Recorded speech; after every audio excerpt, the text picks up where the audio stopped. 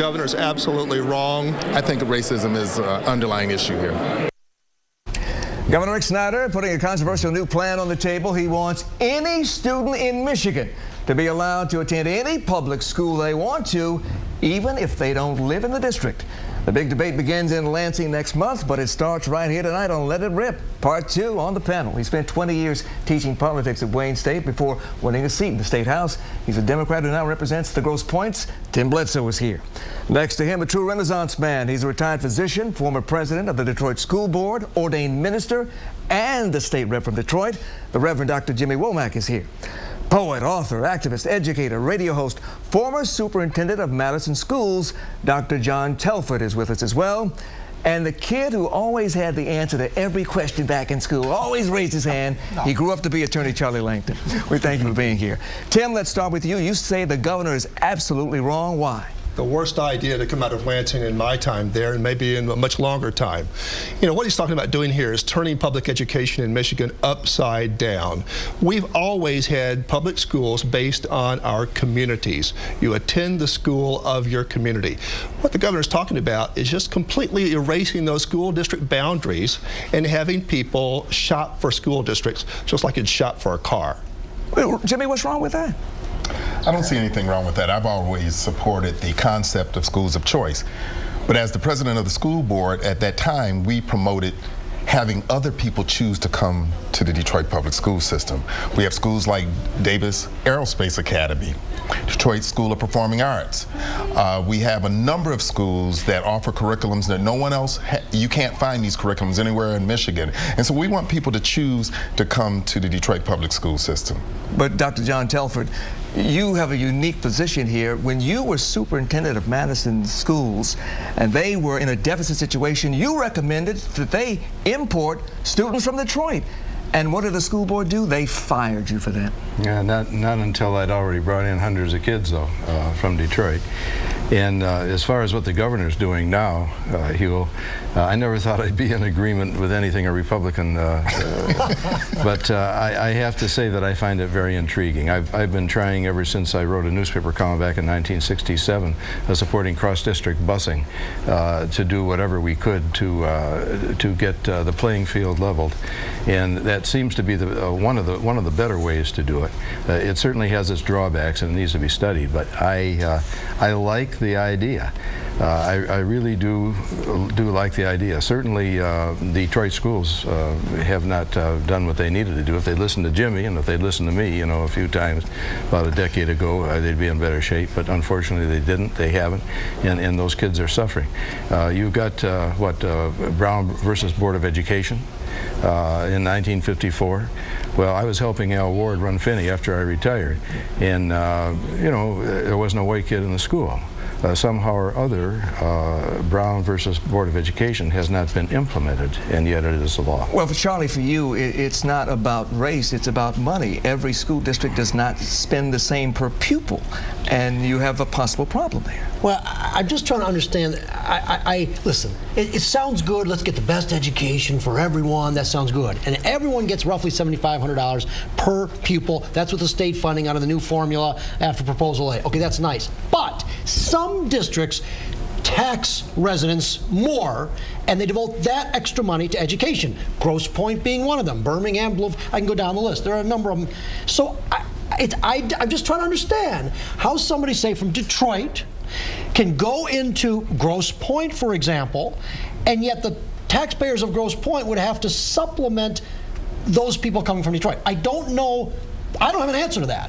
I need an answer. Well, Tim, well, there is no answer to that. That's the problem. I mean, you're asking Grosse Pointers or residents of these high-performing public school districts to basically pay for the education of non-residents, and that's just not a sustainable model. In the long term, you know, we provide about 20% of our school funding locally. That's a lot of money that we tax ourselves in Grosse Pointe for our public schools.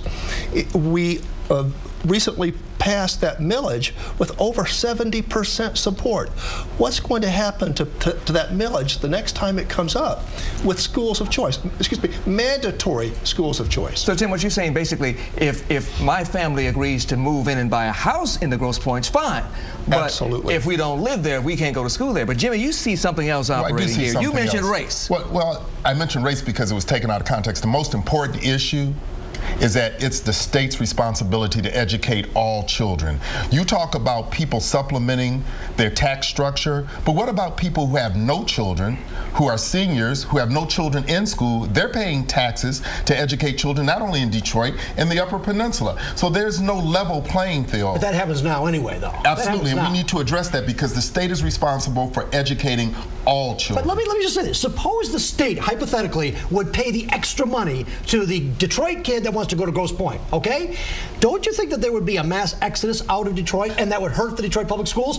But in a way, it would help the Detroit public schools because the best schools would survive and the worst schools would go away. No, I don't think there would be a mass exodus. I think the Detroit public schools, they are experiencing the same thing that most schools across the nation are experiencing. It's not an issue of instruction necessarily, it's an issue of safety. And as you know, we addressed the issue of safety. We established a police department. We imposed a dress code. It's an issue of safety. People put their children in school because of safety issues. Many people who leave the Detroit public school system return to the Detroit public school system. If your children are safe and there's an expectation of learning, they can learn. I don't propose necessarily that we leave Detroit to go elsewhere. I propose that people leave elsewhere and come to Detroit. We have some fantastic schools. We just have to do what we need to do as a state to ensure that these children get adequate funding and that they're taught in a safe environment. Well, you seem to be proposing some sort of statewide education network where there are no boundaries between cities. There is just the Michigan public school system, and therefore, if you have something like that, then indeed, any student could go to any school. The reality, the state is responsible for educating children, and we have failed to do so appropriately. And I think we need to talk about many different models for educating children. But it's unfortunate that we have a tendency to talk about other issues of community, issues of entitlement. But the state is responsible, and we should hold the state accountable. But if you were a parent, John Telford, living in Detroit, and you had a chance to send your kids to Grosse Pointe schools, would you do it? I put my kid there so fast, and I love the Detroit public schools. I came up in the Detroit public schools. I taught in the Detroit public schools. I've been a building administrator, central office administrator in the Detroit public schools. But the Detroit public schools are broken. And as a parent, if I were living in Detroit right now, which actually I am, I would be sending my kids anywhere I could to get the better education. And as far as funding goes, I think they need to find a new way to fund. Okay, very quick before we go, I know this issue is still up for debate. How would you vote on it? Tim Bledsoe. Oh, I absolutely no. No. Jimmy Moore? I haven't seen the legislation. Maybe we've begun the process of running right now, but we thank you for your comments and your insights as always. All right, you've heard us debate the issue. Now it is your turn. Charlie Langton takes the show on the road to find out what you think about the Schools of Choice plan for the state of Michigan. We'll be right back. On the road again. Just can't wait to get on the road again. Time to take Let It Rip on the road. We're talking to Professor Charlie Langton today. Hardly, but we did. I'll tell you, the schools of choice is a hot issue, but very, very diverse ideas. I went to Brewster in Detroit, and I went to downtown, the city of Grosse Pointe. Here's what they said. Governor's got a new plan, schools of choice, meaning any child, K-12, can go to any school he or she wants to, anywhere, any district. What do you think about that? I have issues with that. Do you think that people from other cities would come to the Detroit public schools? Like maybe from like Grosse Pointe, maybe come into Detroit? I mean, well, maybe if they came and, looked around and, they would have to do a lot of, I'm going to say, soul searching. Inner city schools, they're not funded. And, you know what I'm saying, to educate children like I think they should. I don't care if it's Detroit, Oxford, or Menominee. It doesn't matter.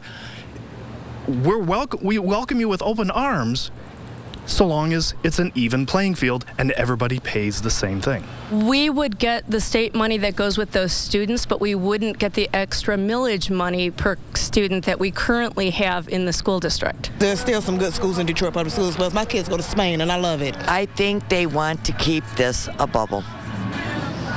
Snobs? I don't know if snobs is the right word. Right word. The only thing about it is getting there. There's something about kids walking to school that makes sense. They provide transportation to come get the kids? Well, no, they don't do that. No, you don't do that. No. Some people might call you an elitist. They can say what they want, but I know that we have good schools. What do you think?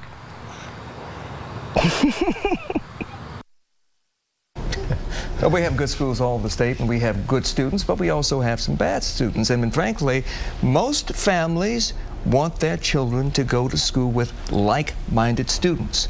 They want their children in same classrooms with students who all have the same goal: excellence, achievement. They don't want to go to a school where some of the students exhibit bad behavior and are disruptive. Is that being on the mark? Is that true? The primary concern for most parents is that their children not only be educated, but educated in a safe environment. And it's not a matter of color so much as it is a matter of behavior. But Hugh, there was a recent news report that suggested if children from other districts came into their districts, they would take their children out of those districts. No. So what are you saying? I'm saying just what you said. People want their children educated with like-minded children, children that they feel comfortable with, and they're not necessarily comfortable with other people's children. Dr. John? Well, he just said it. I mean, there's a, you know, there is an undertone of racism that's been there for half a century, and that's something that we have had to deal with. But it's not as bad as it was. You have children of color going to school in the Grosse Pointes. You have white children going to school in Detroit. So it's not the same as it used to be now. Let's make that real and clear. But the point is, every child should have an equal opportunity to the same kind of education that we've all received. Absolutely. Bottom line. But they don't. But they don't. And we have to standardize funding. We have to do something to democratize or re-democratize the public schools. All right. Because the public schools are the cornerstone of democracy. Bottom line. Right now they're threatened. Gentlemen, we thank you so much for your insights and your comments. We thank you for watching. That's it for this edition of Let It Rip.